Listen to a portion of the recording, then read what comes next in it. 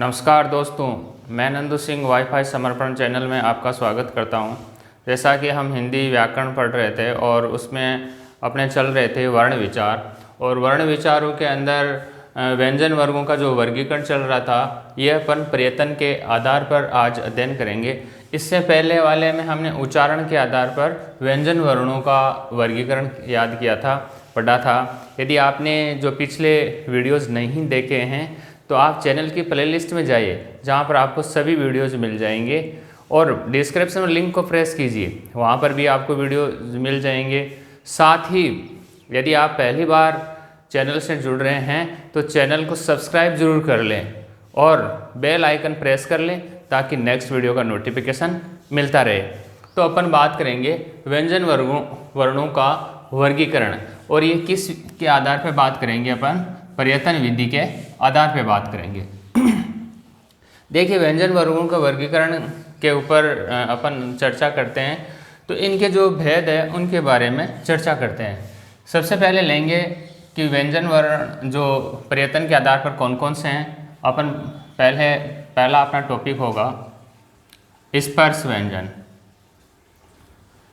ये स्पर्श व्यंजन भी बोलते हैं इनको, और स्पर्शी व्यंजन या स्पर्शी व्यंजन या स्पृष्ट व्यंजन, आप कुछ भी बोल दीजिए, एक ही बात है, स्पृष्ट व्यंजन। ये प्रयत्न विधि के आधार पर स्पर्शी या स्पृष्ट व्यंजन कौन से हैं, ये अपन अध्ययन करते हैं। देखिए, जब वे व्यंजन जिनका उच्चारण करते समय कंठ, तालु, मूर्धा आदि के स्पर्श के साथ में वायु या श्वास बाहर निकलती है, वो स्पर्श या स्पृष्ट व्यंजन होते हैं। तो अपन ये कहेंगे कि कंठ, तालु आदि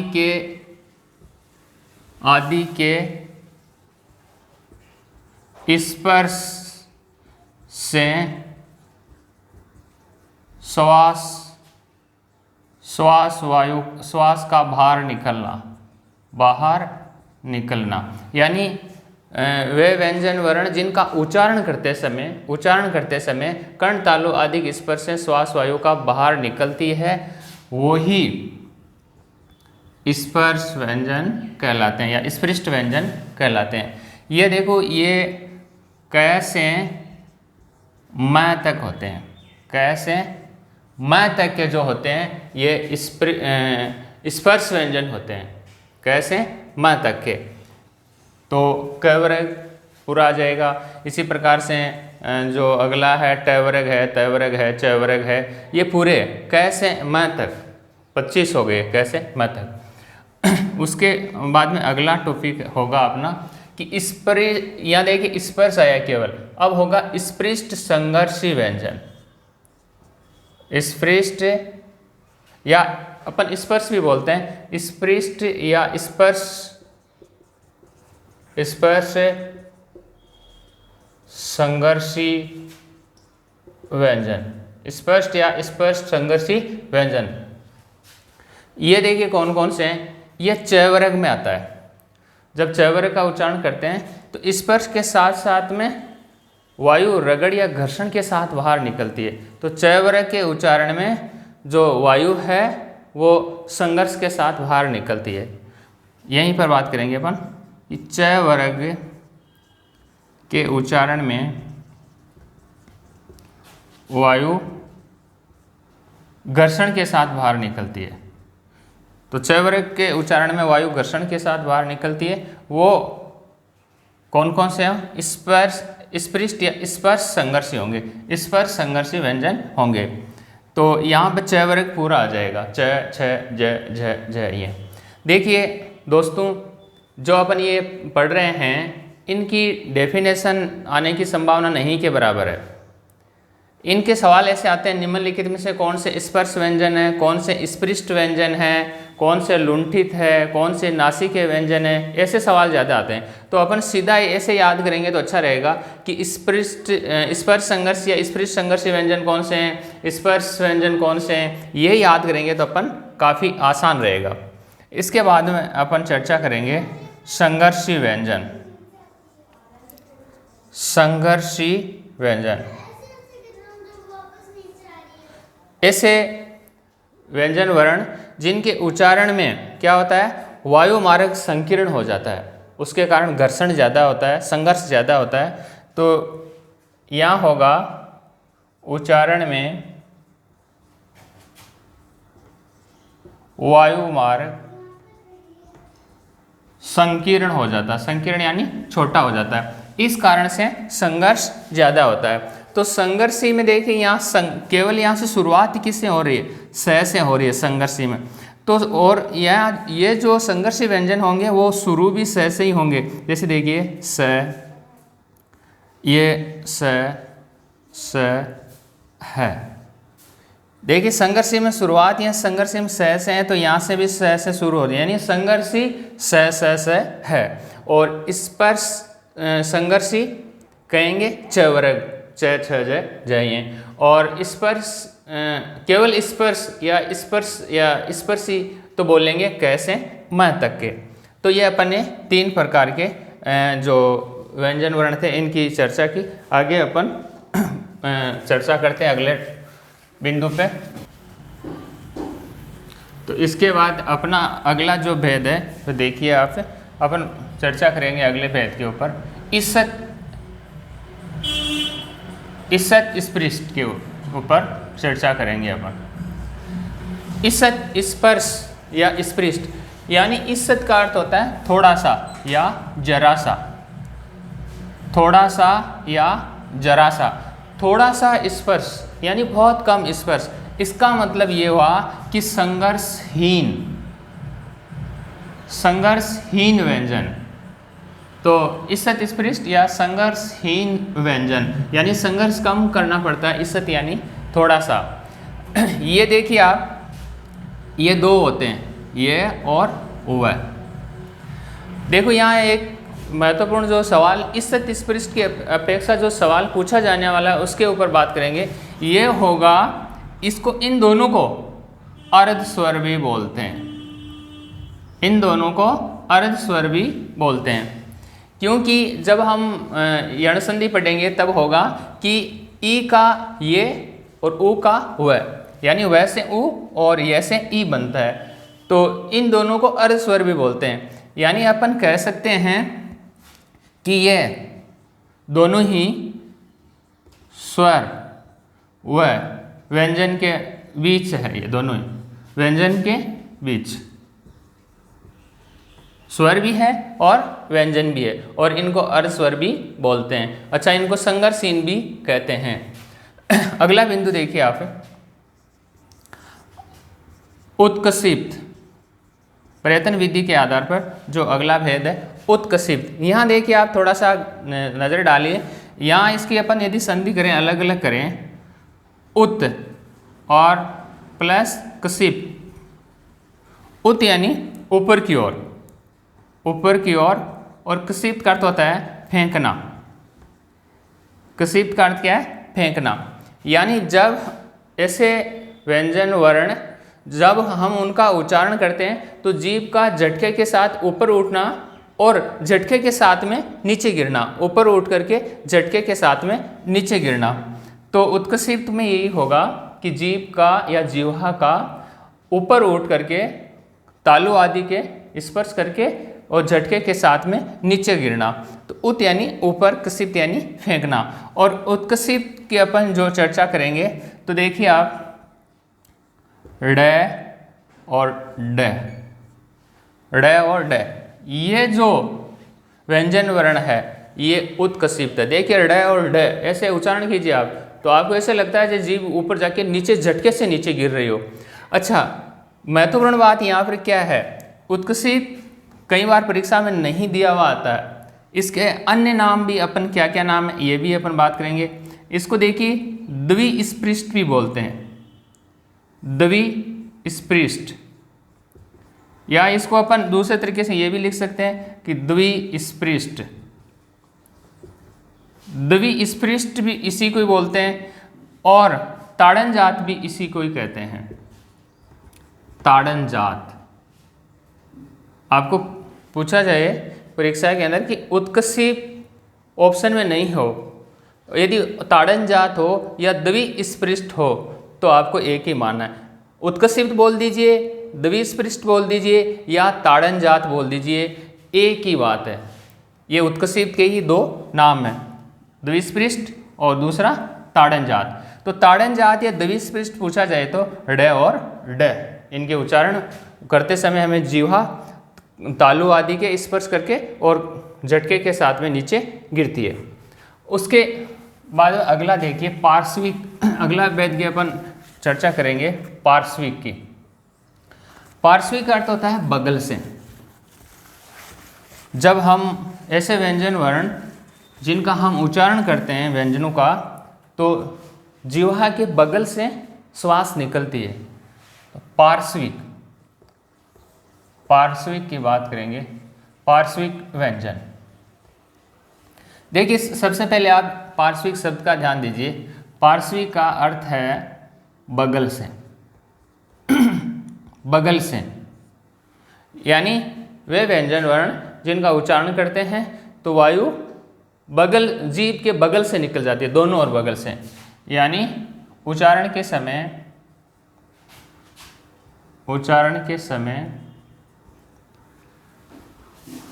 वायु जीवा के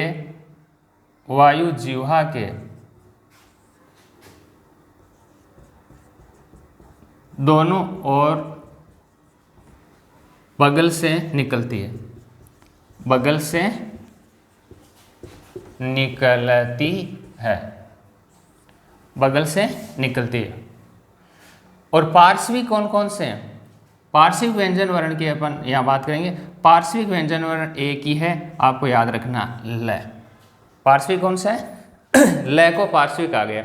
और ल का उच्चारण स्थान भी पहले पूछा जा चुका है, ध्यान रखना। मैंने उच्चारण स्थान के समय ये बात बताई थी, आप पिछले वीडियोज के अंदर देखिए। तो पार्श्विक व्यंजन वर्ण अपन बोलेंगे इसको ल को। लेकिन इसको याद कैसे करोगे आप, कंफ्यूजन नहीं हो इसलिए देखिए इसकी एक ट्रिक देख लीजिए आप। ट्रिक देखिए, इसकी ट्रिक आपको याद रखना, पाल। पाल, यहाँ देखिए पाल से ये याद भी हो जाएगा। कैसे कि पार्श्विक, पा का अर्थ क्या होगा? पार्श्विक। और ल का ल रह जाएगा, यानी पार्श्विक व्यंजन कौन से हुआ? ल। तो पाल, इस प्रकार से थोड़ा सा इसकी अपन कोरिलेशन या संबंध बना ले तो ये याद हो जाता है। इसके अगला जो भेद है उसकी अपन चर्चा करते हैं। अगला भेद होगा लुंठित। देखिए लुंठित भेद के बारे में अपन चर्चा करते हैं। लुंठित, लुंठित इसको क्यों कहा गया? लुढ़कने के कारण। किसके कारण से? लुढ़कने के कारण लुंठित व्यंजन। लुंठित व्यंजन देखिए आप, यहां देखो लुंठित का अर्थ है लुढ़कना। लुढ़कना, लुंठित का अर्थ क्या हुआ? लुढ़कना, यानी इसको लुढ़कने के कारण, यानी ऐसा व्यंजन वर्ण जिसका उच्चारण करते समय लुढ़कने के कारण वायु लुढ़कती हुई महसूस होती है। तो लुंठित, और लुंठित का ही दूसरा नाम देखिए, इनके एक एक नहीं कई कई नाम होते हैं, तो आपको ये भी ध्यान रखना है। इसी का दूसरा नाम है परकंपित। दूसरा नाम कौन सा हुआ? परकंपित। इसी का परकंपित देखिए कौन सा है? लुंठित व्यंजन या परकंपित, ये होगा आपका र। देखिए आप उच्चारण करके देखिए, र र र, इस प्रकार से उच्चारण करते हैं तो ऐसे लगता है जैसे जीभ क्या कर रहे हो? लुढ़क रही हो, और साथ में कंपन भी हो रहा है। लेकिन लुंठित व्यंजन या परकंपित, इनमें कंफ्यूजन नहीं हो, इसलिए देखो अपन क्या करना है कि इसको एक ट्रिक के साथ याद रखना है। लुम्पर, आपको एक ट्रिक है याद रखने की, मैं ट्रिक बता रहा हूँ आपको कि लुम्पर। लुम्पर में कैसे देखो, लो का मतलब हो जाएगा लुंठित, लो का मतलब लुंठित हो जाएगा। और पै देखिए, पै के दो, पै का परकंपित भी हो जाएगा, पै का परकंपित भी हो जाएगा, और साथ में नीचे र आ रहा है, र, ये देखिए र, ये र, तो यहाँ इस र का ये र हो जाएगा। तो लुंठित या परकंपित व्यंजन वर्ण कौन सा हुआ? र। कौन सा हुआ? र। इसका बाद में अपन अगले बात करेंगे नासिके। नासिके व्यंजन वर्णों की बात करेंगे। देखिए नासिके की बात करते हैं। नासिके का मतलब होता है नाक से। नासिके व्यंजन यानी जो अपने वर्ग के पंचम वर्ण होते हैं वो नासिके व्यंजन होते हैं। नासिके का अर्थ है नाक से।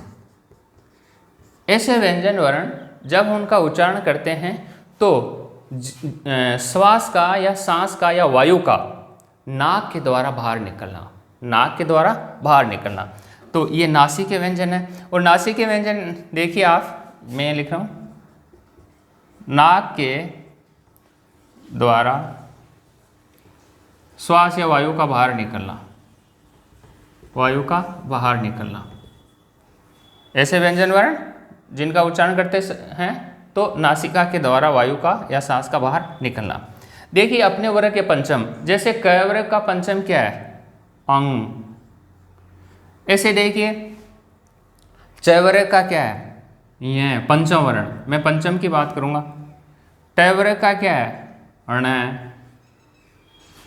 ऐसे ही त वर्ग का क्या है? न। और ऐसे ही प वर्ग का क्या है? म। पंचम वर्ण, सभी के पंचम वर्ण की बात करूंगा तो याद भी रह जाएगा कि अंग, य, ण, न, म उच्चारण करते हैं तो नाक से उच्चारण होता है इसका। और ये ड़ नहीं है, देखो ड़ ऐसे होता है, ड़ के नीचे लगती है। ये अंग है, आधा न और ग जैसा इसका उच्चारण होता है। आधा न और ग जैसा उच्चारण किसका होता है? इसका। तो अंग ऐसे बोलेंगे इसको अपन। इसी प्रकार से अगला जो भेद होगा उसके बारे में अपन चर्चा करते हैं। तो यदि आप थोड़ा थोड़ा इनको ढंग से देखें तो आराम से ये याद भी हो जाते हैं। अगला देखिए संयुक्त व्यंजन की बात करते हैं अपन।